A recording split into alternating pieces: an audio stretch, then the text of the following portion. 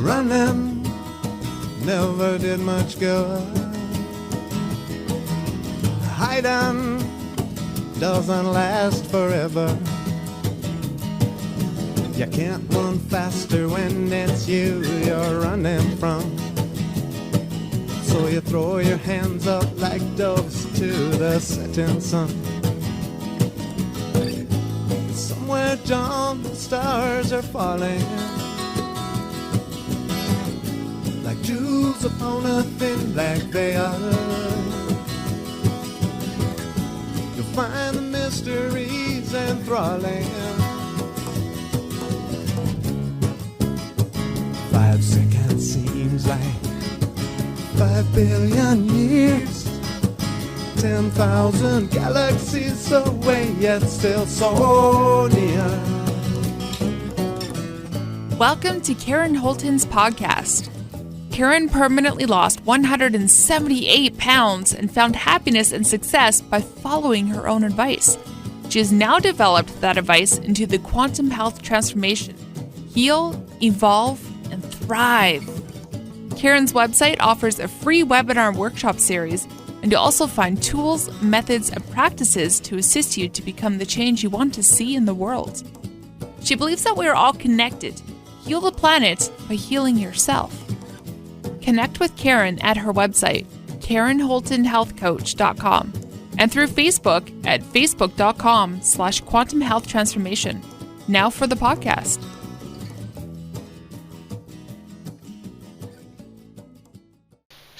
Welcome back to Quantum Health Transformation 2.0.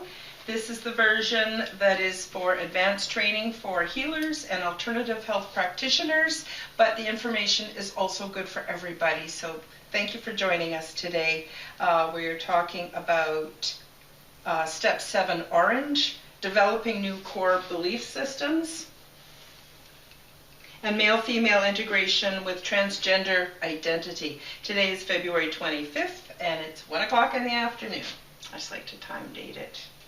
So we already talked about, we had our orientation, we already talked about Step 9 Black. For those of you that are new to our program, our workshop, we start at the bottom and we work our way up. I know it's a bit odd, but it's how I do things. So we talked about integrating. We learned how to use a tool called the Nubby Ball, but then we also learned how to use that to identify aspects of us that we prefer not to look at, which we call our shadow self, and how to integrate our light and shadow selves so that we actually know ourselves better and have more personal power and can accomplish more. And it's also a wonderful tool that we'll actually be using in the lesson today. So then the next workshop was the grounding and the birth of new core belief systems. So it was about how to get really grounded to the planet, to yourself, and how to basically come into awareness, states of awareness, and then how to start thinking about yourself and what you want out of life and what new belief systems are you willing to take on to help facilitate this new kind of life, and which ones are just obsolete and not serving you anymore. So we covered all of that, and then today we're going to move into Step 7.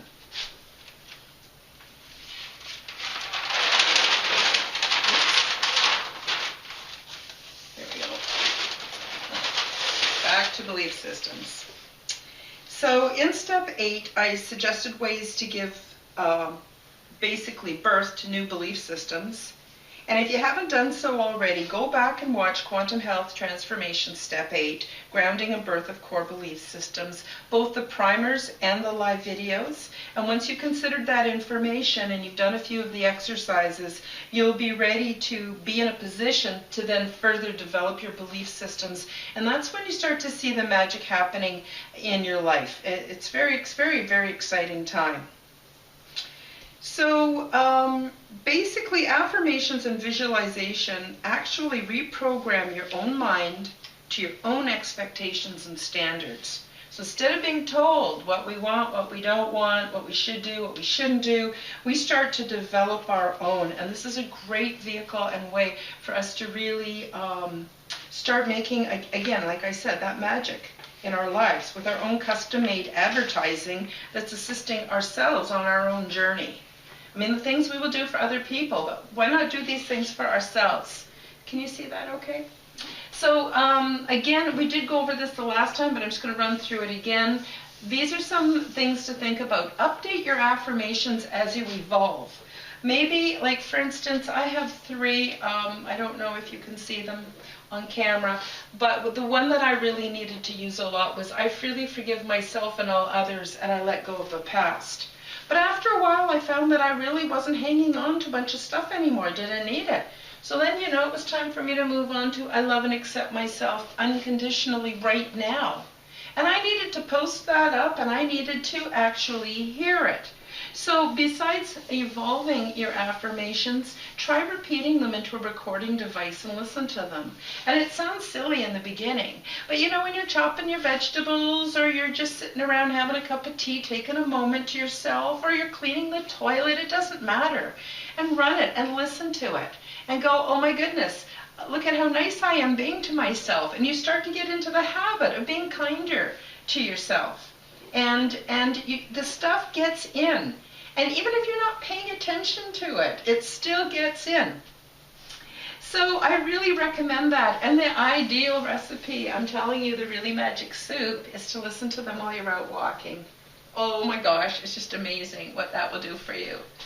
So we already talked about changing, and evolving the affirmations, but also change the ones that you need to work on for a while. Change how you have them presented and how you're exposing yourself to them. Like for instance, if you have them written on plain paper in the bathroom on the mirror, maybe it's time to do something with a little bit more pizzazz and post something in the kitchen or in the bedroom.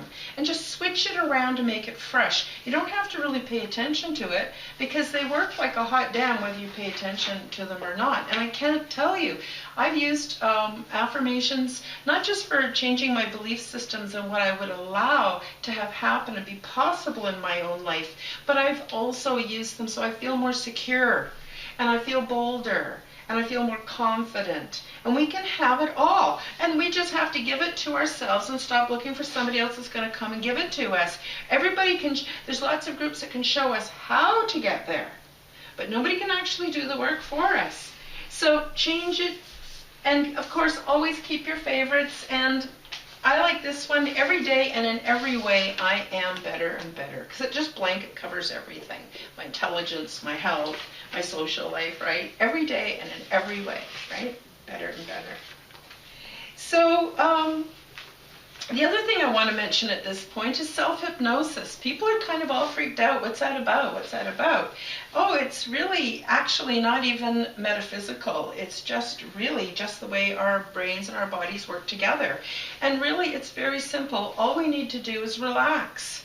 So however you do that, it can be in a hot tub, it can be, in the bed with the lights off, it can be propped up in pillows in your favorite little nesting spot. It doesn't matter. You want to get as comfortable as you can and as relaxed as you can.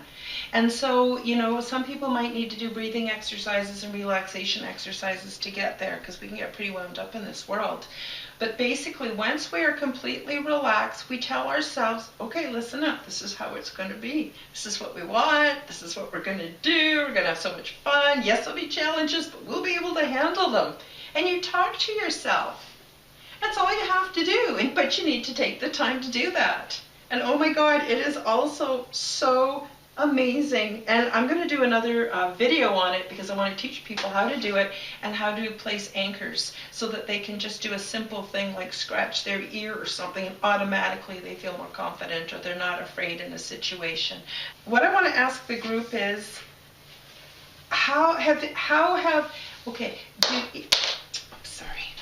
do you have any experiences since we met last where you were actually able to change your core belief systems? I know Devin's had a pretty profound one where he started a new job that he wasn't completely thrilled with. And what happened, Devin? Well, you just kind of stick to it, keep going, keep doing it, and yeah, now it's fun. You enjoy it. Now you enjoy it. Mm-hmm. So you left room for you to be able to enjoy your job, and it's really done a lot for you. You've lost a lot of weight, you're stronger, you're happier, and It's funny how it went, but you had to change your belief system. Otherwise, you would have just quit and gotten a job at McDonald's. Absolutely.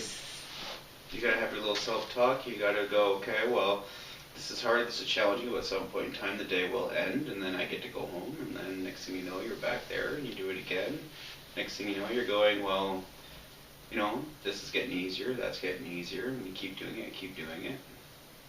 It's basically like the little train that gets better, it gets better, it gets better, because even if you go through tragedy, or if you're going through different stages of your life, stress, whatever, you just have to tell yourself, it gets better.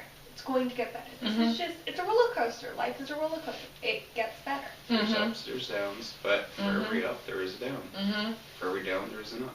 Do you find that the ups and downs don't all happen in all the different categories at the same time? So there's always sort of something going up when other things are down. So you've got your little lifeline happening. Yeah. Whenever a door closes and a window opens. A firm believer in that. It's true for me. What about you? Did you want to say anything, or did I cut you off? I do that sometimes. Nope, you're good. Okay.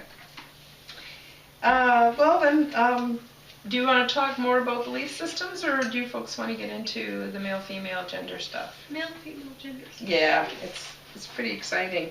Okay, so the first thing I'm going to do is I'm going to take a representation of a nubby ball. This is a little Christmas tree ornament. It's kind of falling apart, but hopefully you can all see it. And as we learned in step number 9, nubby ball, this is a nubby ball, everything can be explained or illustrated with the use of a nubby ball. And we're going to divide this, we're going to look at it as though it's a globe, and it's covered in an infinite number of nubs or possibilities or ways of being or ways of thinking. And the top nub is one extreme and the bottom is another extreme. So it's like North and South Pole. And then you've got an equator around the middle. So we're going to look at gender.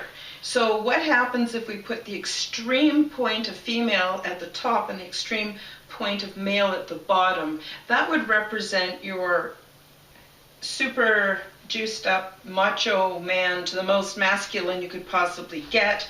And up here would be someone who's just basically directly channeling the divine goddess. So much femininity and perhaps what we would consider our cultural ideal at the top. And then where do most of us fit in? Most of us fit in around the equator, somewhere in the middle. Now some people will go right down to the equator and then they'd be what we call androgynous, where they don't really feel specifically girly or boily. They just kind of are in a neutral zone. And we also move from nub to nub as we grow and evolve and experience life. So quite a few people will spend time on the androgyny just to kind of get a view of what's going on and who am I and where do I want to sit myself on the ball. It might be here, it might be here, and then it could change again, right? So very much, it's very fluid. But we were taught that there is only 2, male or female, and the closer you stick to that, the better you're going to be socially, the better you're going to be health-wise, the better you're going to be certainly in the eyes of God. You know, we're taught God wants us to be on one polar end or the other. And of course, this is all very much nonsense. It also depends on your circumstances. Very much. Sure, too. On the circumstances, which change over time. So another thing we can do is we can take a look at this also as being gender in a different way, where we can say maybe being 100% secure with a polar opposite of male or female is where you actually are on your nubby ball. So you would go to the opposite extreme of that, which would be someone who would be androgynous. And again, we would fall anywhere on that ball that we choose to fall, depending on all kinds of things. And again, this is very much tied into our belief systems, which is why I combined these two into one workshop. First thing we're going to do, though, is we're going to take a look at my gender stereotypes. So, in my family that I was raised in, this was the way it was as I experienced it. Now, yours might be quite different, but right now we're going to get the ball rolling with some of mine. So, again, we have a shadow side, we have a light side. When we integrate the two, it doesn't mean we become wishy-washy. It just means that we've taken the traits from both sides and we're building a unique person who's authentic and is going to be different than what we were all taught we're supposed to be. Now we become who we really are, okay? And so the male side is also considered yang energy, and the female side is considered yin energy. And the reason for that is because, seriously, our bodies, the right side of our bodies are male dominated, and they are connected to the left side of the brain, which is very male dominated. And the female side is the left side of the body, and the right side of the brain, and that's the creative. And they're meant to work together. And our energies actually swirl and pool. And I know this is etheric talk now. It's not metaphysical. It's absolutely been proven that even the inside and the outside of our limbs and our bodies pool yin and yang, or male and female energy. And so you can even do a tapping exercise where you tap up and down, and you're actually blending your male-female energy. So anytime you want to get grounded, this is another grounding exercise, you can just do this all over your body, up and down your legs, and you'd be amazing how calm that is and how great that is, especially for anxiety sufferers, because a lot of anxiety is, this gets separated, starts with our thinking, separated, then in the body, separated, then from each other, separated. Well, I'm here to tell you it's a whole lot of hogwash and willy-hoo. Sorry. Okay, so let's get into it. So with my stereotypes, I was taught that men had physical strength. You did not bring in your groceries. You had your husband bring them in because he was strong. And he liked to show that he's strong, right? And the women, we were supposed to be weak as hell. Oh, no, I can't lift that. John! John, can you please bring that up from the basement? I'm sorry, this is what my family was like, right? Okay, men were supposed to be very pragmatic. So when you wanted some serious advice, you had to go to Dad, because Dad had the serious advice. He knew what was going on. Really, he didn't. He was like the picture of the screaming man. But the truth of the matter is, come here. Sorry. Keep the cat quiet. So anyway, he was very considered pragmatic. But if you wanted someone to, fix your boo-boo and commiserate with, or to be compassionate to you, you'd go to Mom. So with Mom, you go to Mom and say, oh, Mom, it's like this, this, and this. You'd hope she'd advocate to Dad. And this is kind of dynamics that happened from the gender stereotypes that we've been divided off into. And so by dissolving this, we dissolve all the bullshit and the game playing and all the weird shit that goes on in the families, because there's no need for it anymore, right?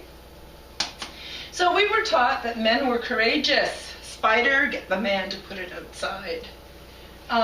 Women had to be timid. And we had to pretend to be timid even when we weren't, because we needed to support the male role. So we had to make him feel more courageous by being more timid. And I'm telling you, it never works to minimize anything about you to try to make somebody else look bigger. It doesn't work, first of all.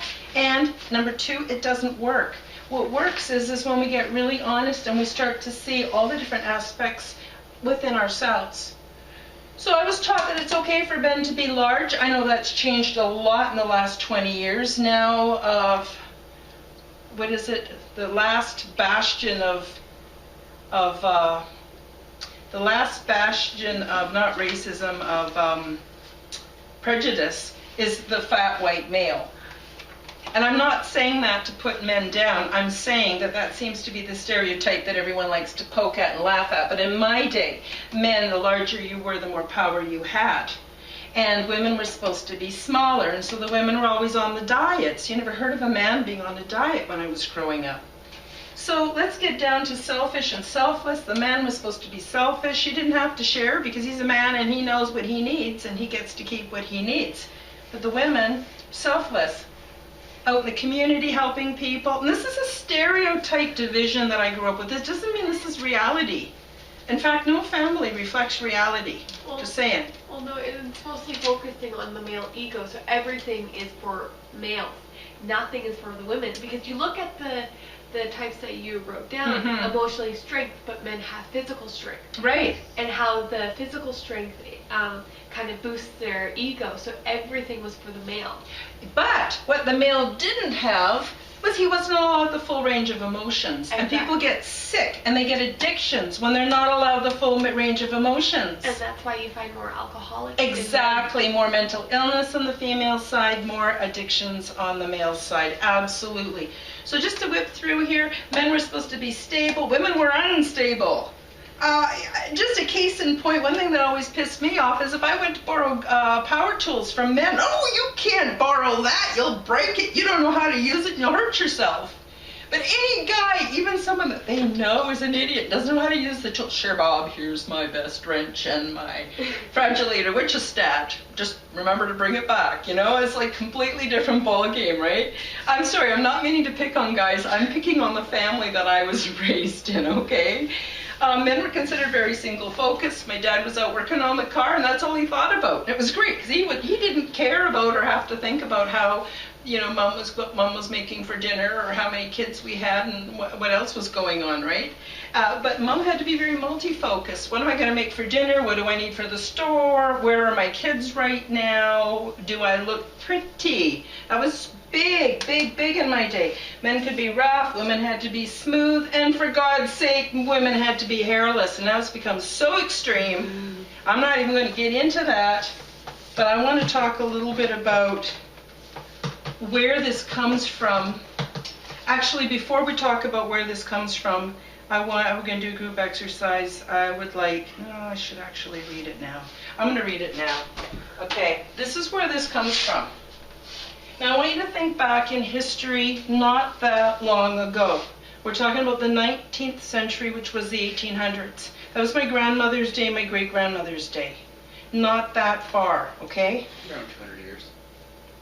This is actually less than 200 years, Ooh. okay? So, what I want to tell you, and this is from a scholarly paper done in 2000, the year 2000, called Medicine, Social Attitudes, and Women's Bodies in the 19th Century. Okay, it's actually one of my papers from university. Okay, so I want you to start off by thinking about this. In 1832, they passed a law so that women were legally banned from the franchise. And what does that mean? It means a woman couldn't own anything. She couldn't own her hairbrush, she couldn't own her children, she couldn't own her husband, she couldn't own her furniture, she couldn't own her house. She owned nothing. He owned everything. And if she pissed him off, he could put her out, and she would never see her children again, her husband again. She would never be able to take her keepsakes, sometimes if something was passed down from her mother. But basically a woman had nothing, and so she had to make him happy, because that was the law. And we've talked about, when we do step 9, we talk a bit about law enforcement, pros and cons today, but I'm telling you, it's gotten a hell of a lot better than what it was. So women could own nothing. False perceptions about women, social roles, and the growth of medical science were tightly integrated. So now we're going to see how this is even tied into our entire modern medical system. It's unbelievable. So the basic belief of the time was that all women were to some extent ill. This was biologically determined and dictated by nature. Along with this was the belief that women's natural characteristics included nurturance, intuitive morality, passivity, and affection. The goal of women of the 19th century was to become genteel ladies of fashion and ideals of femininity, and these qualities were unavoidably rooted in biology. So you couldn't get a belief system that was more absolutely stated this was a fact. There's no point in trying to get them into education or anything else. They just can't do it. They're just not biologically smart enough. Women were considered lower on the evolutionary scale than men. They also believed that women had a really high pain tolerance, but men didn't. So that's why it was okay to put the burden of pain onto women, because they could handle it. Women had smaller brains, and that's why they were not regarded as being as smart, capable, rational, or healthy as men. And high-class women were considered more delicate and frail. In fact, the higher her class, the more medical intervention she needed. During the 19th century, it was believed that women's susceptibility to sickness showed how refined and civilized she actually was. But there is a complete hypocrisy here, because the higher classes were the only ones who could pay for doctors. And doctors is not something that came through thousands of years of research and experimentation like, say, traditional Chinese medicine or Ayurvedic medicine. No, they just decided they wanted more power and they wanted control over everything, as you're going to see by a couple more things I want to point out here. So because women could pay for it, now men were saying, oh, we can get into this role, profession, where we make a lot of money and we actually get to keep women where they belong, and we get to continue with what we want to do regardless. And then medical science started to be developed. So I'm going to make a podcast about that. But it was taken for granted that all women would be prone to illness, but sickness was encouraged amongst the higher classes and ignored amongst the lower. I just want to finish up my point. The lower classes of women, they suffered terribly due to being overworked, having unsafe work conditions, and the constant threat of starvation. But because they couldn't pay, they couldn't access the doctors. But this is where it turned out to be a good thing, because what happened? All the poor women kept their folk remedies from their mums. They had no choice. So they actually incubated the most powerful healing systems on the planet and kept them safe, just because they didn't have money. So as soon as you separate from old paradigm reality and you move into new, you can see everything just gets fixed on its own. So medical ideology sprang from the fundamental belief by medical experts in the 19th century that the uterus controlled the woman's body. It was supposed to be extremely excitable and was connected by nerves and pathways to every other part of her body. Some even believed that it gave the women both physical and mental characteristics. Every part of the woman's being was somehow connected to her reproductive organs and were considered to govern her thoughts, beauty, and essence of womanhood. Every disease was a sympathetic reaction to the disease affecting the uterus. Even tuberculosis was believed to be caused by the woman's uterus. Did you want to say something quick before? Sorry. Oh, no, it's okay. I always have to deal with the cat. She is what she is. Because of the perceptive frailty of upper-class women, it was believed that sensory deprivation was necessary for their bodies to heal. They were not permitted to read or have visitors because it was believed that the mind had to be completely at rest or their bodies could not heal. Women were continually socialized to fit within this ideology and were influenced by everything from religious sermons to all the magazines they bought. Same as today. So by appearing scientific and appealing to nature, physicians suggested that it was biological adaptation and a part of natural selection that women stay home and do domestic work. This thinking influenced social roles, and social roles influenced medical science, resulting in what they called the cult of the true woman, called the cult of domesticity, and it had a huge influence on the social roles of women during the 19th century. Okay, I just got a couple more points. I know it's a lot of information, but it's good stuff. By the second half of the 19th century, and now we're getting into closer to my grandma's day, my great-grandma's day, women were required to live in such a way that caused them to become sick, and the sickness in turn affected the way they lived. This vicious cycle of repressed ambition and illness legitimized the perception that women were delicate and dependent on their husbands. All of these attitudes were so pervasive that women believed these things were not only socially correct, but also medically correct. Nature itself determined the difference between men and women. Doctors promoted this ideology so that it became even more rigid, and by the end of the 19th century, the two pillars of femininity were considered to be sickness and reproduction. So much illness was attributed to women that the medical specialty of gynecology emerged before other specialties. Gynecologists argued that it was the reproductive system that caused most of the health problems for women, and the curing of the reproductive organs was the only way to restore the health of the woman. Doctors felt that they had to take over the female body in order to protect women. They feared that the vagina had belonged in the women's sphere for much too long and felt obligated to move it into the realm of medical professionalism for our own good. So it's a great article. I'm going to do a podcast on it. I'm going to read it. I'm also going to post it, and I'm also going to make commentaries on it. Because this is how this came about. And if we don't know that this came about that way, we don't challenge it. And I have some relatives that have told me, don't bother coming to visit unless you've made sure you've removed your facial hair. It makes us feel uncomfortable. Well, I go, hey, your wish is my command. But the other thing about all of this, getting back to the spiritual, is it is not just the suppression of women, it's the suppression of the divine feminine. And as I brought out, gynecology made it so that every aspect that's sacred to women, our menstruation, our pregnancy, our menopause, everything has been distorted and perverted and turned into medical illness. Women go to the hospitals for babies. It's a medical procedure. Thousands of years it never was. And if you look at the infant mortality rates and the deaths that are caused from prescription medicine and botched surgeries, come on, they were doing better back then without it.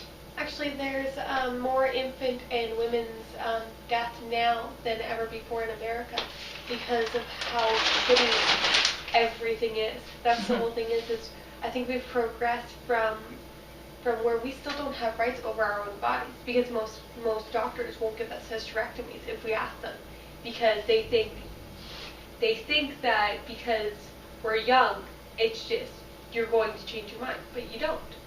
Well, there's also a tax reason why they want you to have offspring. Oh, yeah. And we'll go, and it goes on and on and on. It's beyond the scope of this workshop. But there are going to be a lot more podcasts. I've decided to come out of the closet and get political because the political is personal. The personal is political. Now, I don't know if any of you want to add any of your own things that you grew up with that you were told women couldn't do and that men had to do? Or do you think I've sort of covered the basics? I think you covered it, yeah. Okay. So what I did is I looked at this list, and I encourage in the primer for everyone to make a list. What do they consider male? What do they consider female? What do they want some of that's not on their list? We're taught you can't have this because it's not on your list. Throw out the list. You can have anything you want. That's new paradigm reality. So I wanted a balance of physical and emotional strength. I want to be physically strong. I want to carry my own damn groceries, and I want to be an independent woman. But I also want to be emotionally strong and have the full range of emotions. That's what I want. I want to be pragmatic and compassionate. I want to be selfish and selfless. So how can I do that? Because there's a time where you need to be pragmatic. And I'm telling you, I spent so much money giving, so much time over the years giving money to homeless people. I'm not saying you should or shouldn't. I'm just saying that's how my heart was compelled. But then when I got down and out, there was nobody giving me the money, and I went, ah! Although actually, if you really boil it down, I did pay it forward, and I have been blessed. So, but what I want to say about this is the way we get around the compassion and the pragmatic and balancing that is we include ourselves in our own center of care. So anytime we want something, and it's going to involve something else, nature, pets, our friends, our family, we ask what is best for us and what is best for the other. Include ourselves in the very center of our care. But we've been taught, because of the dichotomy, that the woman has to be the selfless giver, the compassionate friend, on and on and on. Well, you need to start by doing that for self. Because if you're a mess and you're a train wreck, I'm not saying you are, I'm just saying if, right? How can you be of use to anybody, even yourself? Mm-hmm. So you put yourself in the center of care. I cannot stress that enough. And it feels really selfish, and it feels bad, and it feels uncomfortable, and it feels like we're going to get it. God's going to get us because we didn't put everyone else first. But then when we realize it just naturally balances everything out. I wanted to be courageous, stable. I want to be single focus within multi-focus. So what I do is I go, okay, I have to do this. I have to clean this, this, and this. Well, I only attack one tiny little part of the job at a time. That's all that matters to me. I'm completely single focused. I'm not worried about anything else. It's wonderful. And size and hairiness is a non-issue. It's just complete crap. Be as hairy as you want to be, wear your hair with pride, or get it off and have none. It doesn't matter, because it's your reality and it's what you want. Oops, I better get back to my notes, sorry. Okay, so now the last thing I want to ask the group is, do any of you have any thoughts or opinions or things you want to say on traits that you previously maybe have been denying yourself that you want more of, or ways that you have already started your own integration work, where you're not ashamed to do this because it's not considered within on your list, your gender list, the gender list we talked about here. Well, in my grandmother's day, women were not supposed to have an opinion at all. Yeah. And children certainly, absolutely didn't have an opinion. You know nothing. You know nothing till we give it to you. Yeah. You know, but you see, that's the whole patriarchal bullshit. I agree. And then what's happened now and then on our parents' day, it kind of came down to, you could make a bit more noise, but I think you got to make more noise if you were a boy than if you were a girl. Because it's very hard to make noise when you're wearing a short dress and you have to keep your knees together, right? I don't know about you, but I have a mom every 5 seconds. Put your knees together, Karen, keep your knees together. How are you supposed to play and have fun and be really, boisterous, right? Yeah. So, yeah. There's one other thing I just want to sort of semi-tied into this, but not really. A lot of people, I'm not going to get into the gender identity too much in this. I've got a couple quick stories I want to share with you about gender identity. But I do want to show you on the Nubby ball that gender identity has nothing to do with sexual orientation. So you can be as straight as you could get with, being, say, gay at the bottom, completely gay or completely straight. Most people fall somewhere in the middle and they move around. So some people might be celibate for a while. Some people might fall in love with their best friend who happens to be the same gender, but it has nothing to do with gender in itself. So I'll give you an example. I have friends who were born as men, became women, and fall in love with another woman. So they would be on the lesbian point of the sexual orientation ball. We move around from time to time. We experiment. We fall in love with who we fall in love with, and more commonly in new paradigm reality, people are finding that they are pansexual, which means they're just attracted to someone that they fall in love with. It has nothing to do with their gender. Yeah, so I have actually had the pleasure in my lifetime of being friends that were people that were born female and ended up male, people who were born male and ended up female. I have met oodles and oodles of people who are somewhere in the middle, doing their own thing. All of these people are very, very courageous.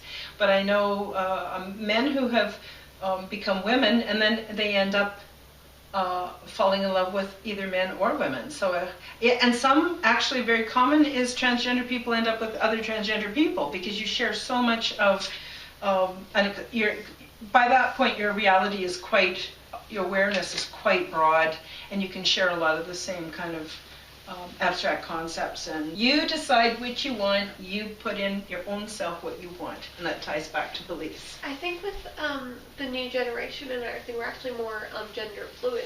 I agree. Even my high school had the first female football player, and I think as we go along, we're just more kind of like getting rid of those old stereotypes, and it's more of like we're just kind of fluid, where it's just like we're kind of in the middle of the nubby ball. Mm-hmm.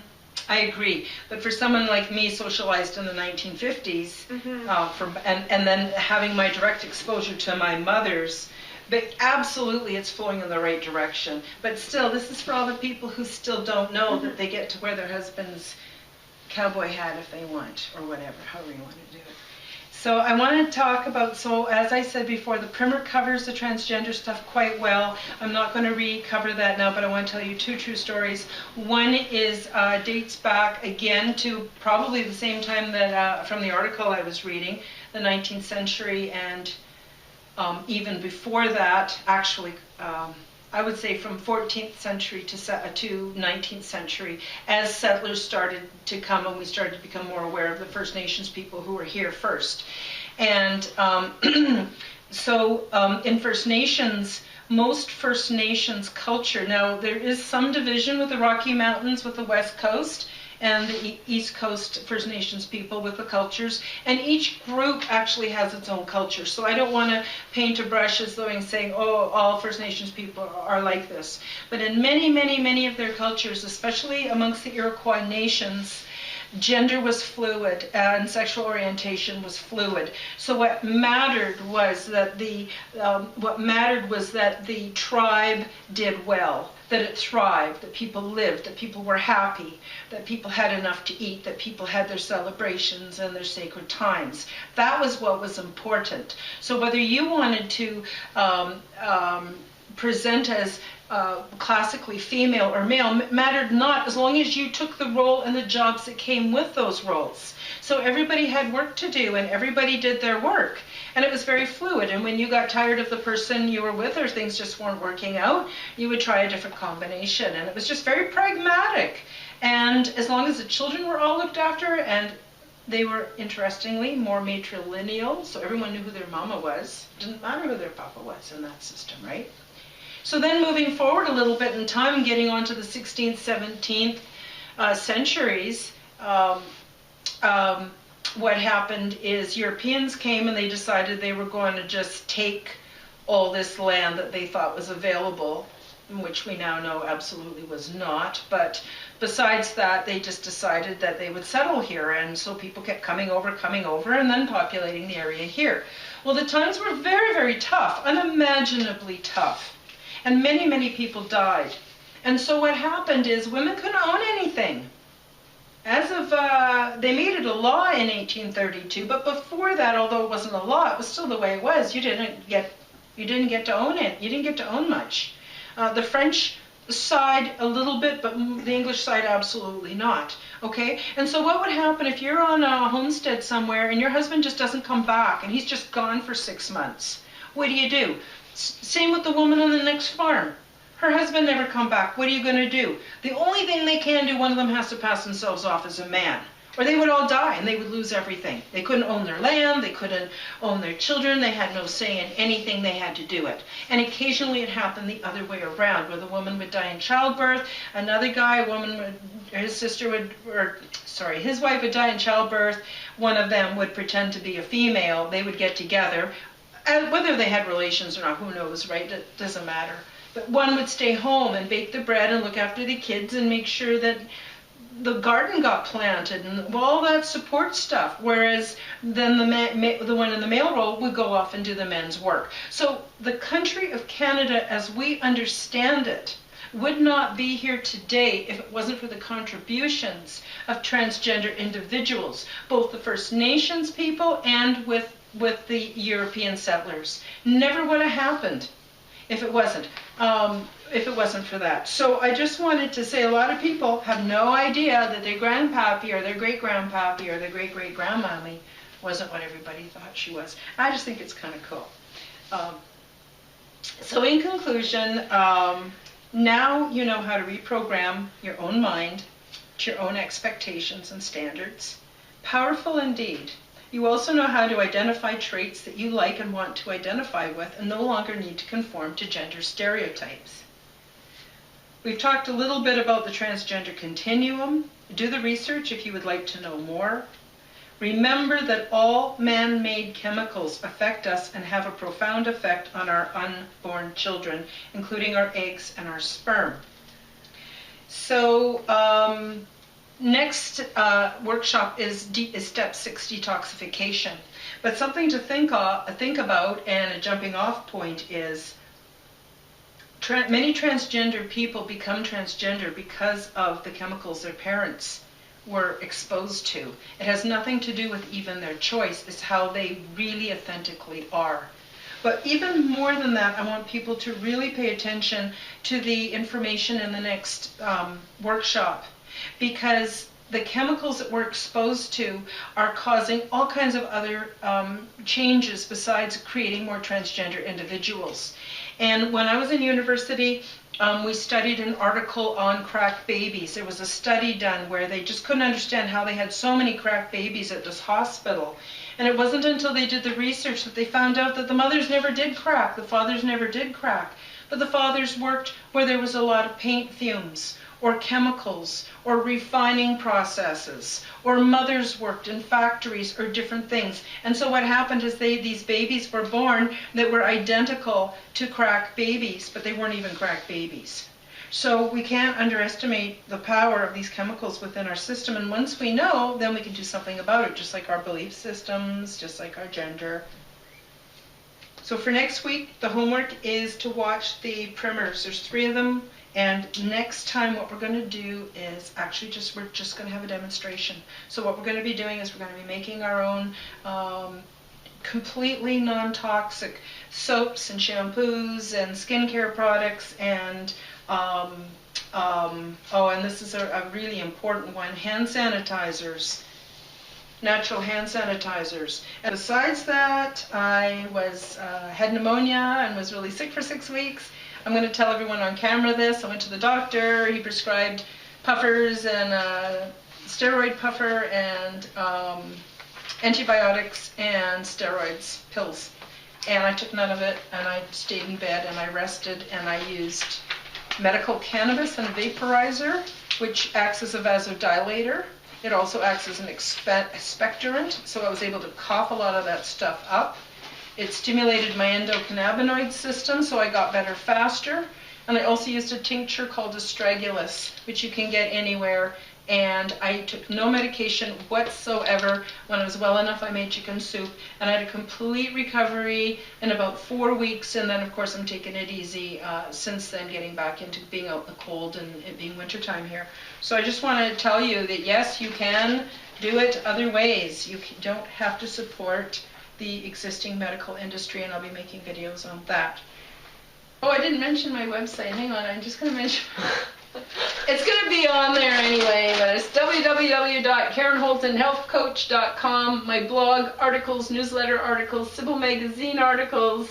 It's an international magazine I wrote for. Transformational videos, tons of podcasts, services, products, no longer hemp seeds, now crystals and organite. Thank you.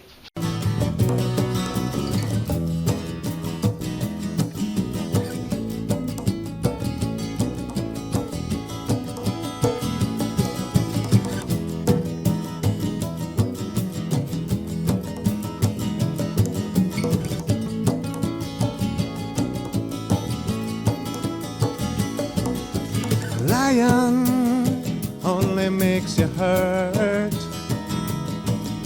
Denying only makes it worse. Love and surrender seem the fastest way to bring an end to bitter, painful days. Somewhere down the stars are falling like jewels upon a thin black veil. You will thrill to hear your calling. 5 seconds seems like 5 billion years. 10,000 galaxies away, yet still so near.